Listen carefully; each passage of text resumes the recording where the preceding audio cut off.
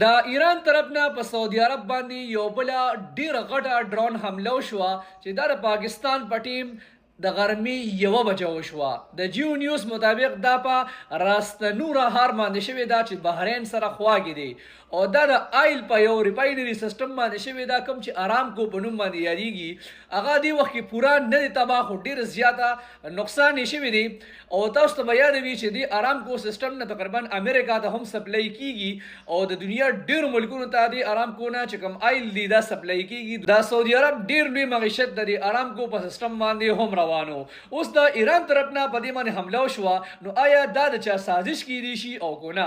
مطلب دا چې ایران باقي سعودي عرب سره په جنګول غواړي او کو نه، ځکه چې دومره لوی نقصان سعودي عرب له ایران ورکو نه دې نه بس خو سعودي عرب هم چپ نه پاتې کیږي. هغوی هم خپل ډیفنس کوي، خپل خبرې جوابي کاروي به کوي، څنګه چې پرنس سلمان هم اعلان کړی دی محمد بن سلمان چې زه به مکمل کاروي کوم کو دې نه بس هم باندې حمله وشوه. نو آیا دا اوس سعودي عرب او ایران په خپلو کې جنګول غواړي او کو نه د چا سازش دی او کو نه؟ تاسو دې باره کې څه وایئ؟ لکه دې سره خو به سعودي معیشت ته ډېر لوی نقصان ورسي که نه؟